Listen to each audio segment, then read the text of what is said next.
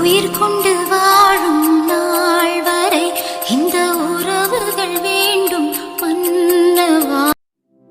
நாராயணா நாராயணா. வாங்க நாரதா, என்ன செய்தி?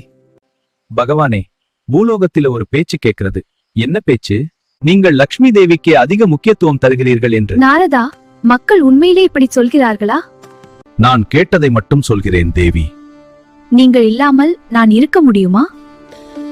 லக்ஷ்மி இல்லாம நான் எப்படி இருப்பேன்? நான் இல்லாமல் உங்கள் வல்லமை எதுவும் இல்லையா? சில நாட்கள் நான் பூலோகத்துக்கு செல்கிறேன். லக்ஷ்மி, இது தேவையா? சில உண்மைகள் தனிமையில் தான் புரியும். லக்ஷ்மி, நீ இல்லாம நான் எப்படி இருப்பேன்? என்ன இல்லாம இவருக்கு எதுவும் நடக்காதா? நாரதரே, வந்த வேலையை முடித்து விட்டீர்களே. நாராயணா, நான் சொன்னது கேட்டதை மட்டுமே. என் வாழ்க்கையில எங்க பரம்பரை தெரிஞ்சதெல்லாம் நேர்மை, கருமை, ஏர்மை. அப்படியானால் நான் சில நாட்கள் பூலோகத்துக்கு செல்கிறேன். லக்ஷ்மி பூலோகத்துக்கு சென்று துளசி வடிவில் தவம் செய்கிறார். இப்படித்தானே என் குடும்பத்துக்குள்ள பூந்து எனக்கு என் பொண்டாட்டி கோல் மூட்டு பிரிச்சு விட்டேன். இப்பவே என் பொண்டாட்டிட்ட போய் சேர போறேன். சேர்ந்ததுக்கு அப்புறம் தாண்டி உனக்கு கிளைமேக்ஸ். போடி. லக்ஷ்மி இல்லாமல் வைகுண்டம் முழுமையாக இல்லை. நான் அவரை தேடி போக வேண்டும்.